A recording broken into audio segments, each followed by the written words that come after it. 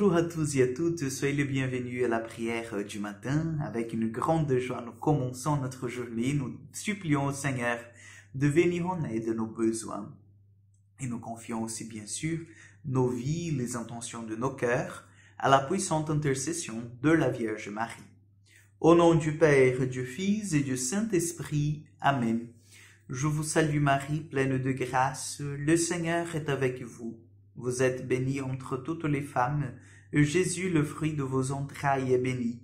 Sainte Marie, Mère de Dieu, priez pour nous pauvres pécheurs, maintenant et à l'heure de notre mort. Amen. Notre-Dame de la Salette, priez pour nous.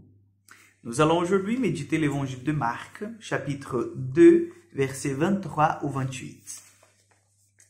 Un jour de sabbat, Jésus marchait à travers les champs de blé, et ce disciple, chemin faisant, se mirent à arracher des épis. Les pharisiens lui disaient, « Regarde ce qu'ils font le jour du sabbat. Cela n'est pas permis. » Et Jésus leur dit, « N'avez-vous jamais lu ce que fit David lorsqu'il fut dans le besoin et qu'il eut faim, lui-même et ceux qui l'accompagnaient? Au temps du grand prêtre Abiatar, il entra dans la maison de Dieu et mangea les pains de l'offrande que nul n'a le droit d'en manger. Sinon, les prêtres, il en donna aussi à ceux qui l'accompagnaient.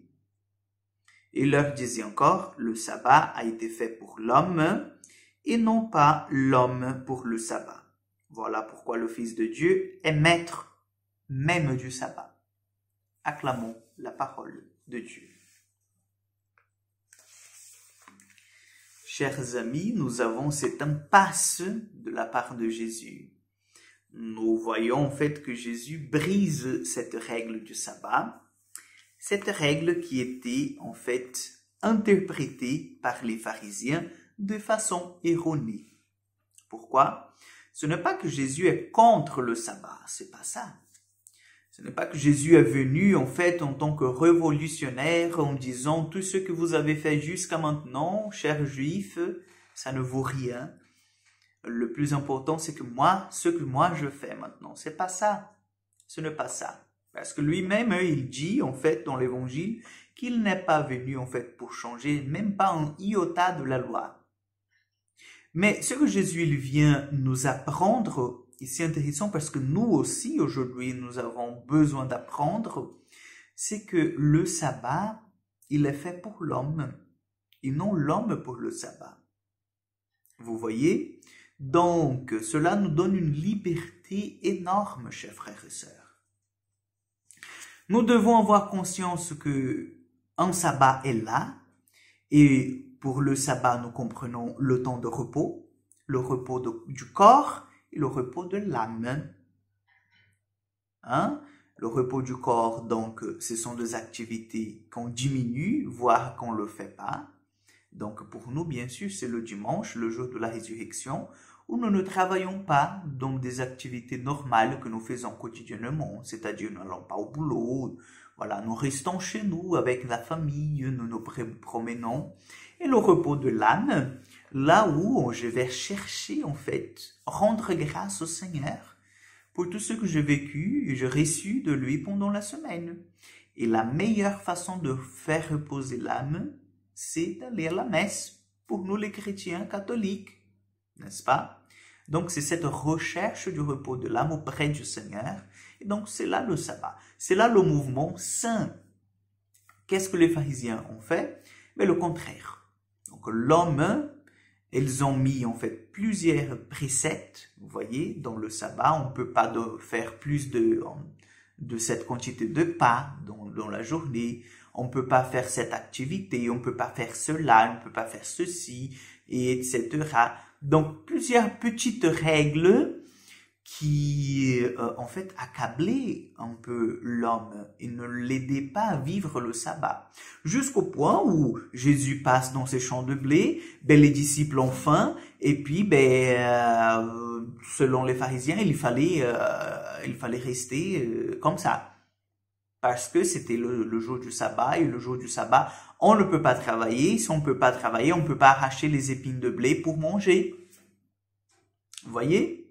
Donc, jusqu'où ça est allé? Ce que nous pouvons dire de façon vraiment simple, parce que là tout le monde va comprendre, c'est la question du scrupule. Et ça, c'est dangereux dans la vie spirituelle. Ça, c'est très dangereux quand on est scrupuleux. Quand on dit, ben voilà, donc je vais pas faire à manger parce que c'est le dimanche on travaille pas.